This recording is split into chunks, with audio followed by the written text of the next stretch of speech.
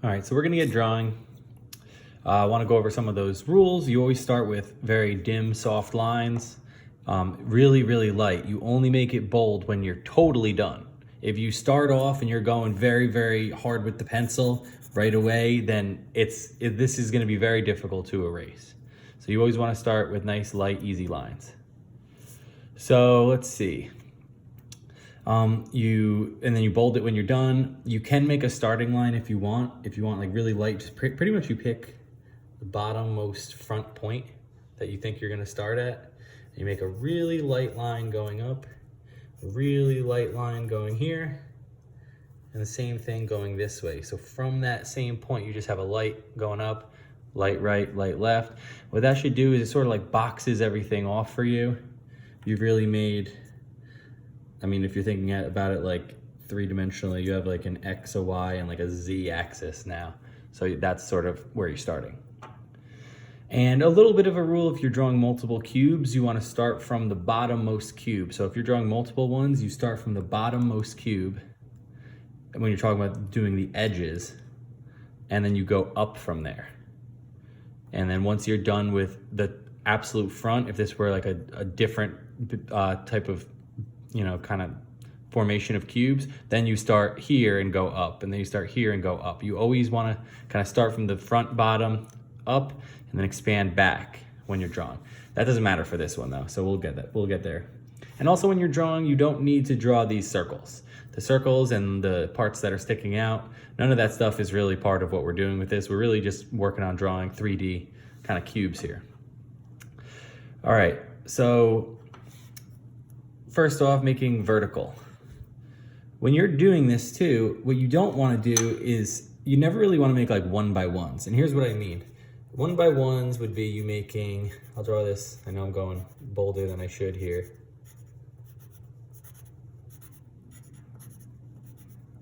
One by ones is like this. That means that it only looks like the cube is 1 unit by 1 unit, and it makes your drawing very, very small. So you kind of don't want to do 1x1s. For this, for the most part, you'll be sticking with 2x2s and 3x3s. So we made the starting line. I'm worried I might have run out of space now. We'll make 3x3s here. So I'm gonna make my starting line down here. And I'm gonna go here, here, and over to the left. Now, let's do 3x3. So you start from that bottom point and you go 3 units in one direction. 1, 2, 3. You go 3 units up. 1, 2, 3. 3 units out. 1, 2, 3. And then you always, everything, you just connect it with more 3s. So you go up 3. You go across 3. Over 3. Down 3. What we've done here, at this point, this is actually going to end up forming, it's going to be the second one. But this is the only edges that we can see going up, because we're going to be doing vertical. So now this is just one cube. You might notice that we didn't draw the top of the cube, because with this you can't see the top of the bottom cube. It's covered by this area. So that's why a lot of people, a common mistake is people will draw that because that's what a cube looks like. But that's not what we're drawing in this instance, because remember, you don't draw the lines you can't see. So you can't see over there, so you're not going to draw that. So now we're going to go up 3, 1, 2, 3, up 3, up 3. Remember, these are now erased. And then I go over and over.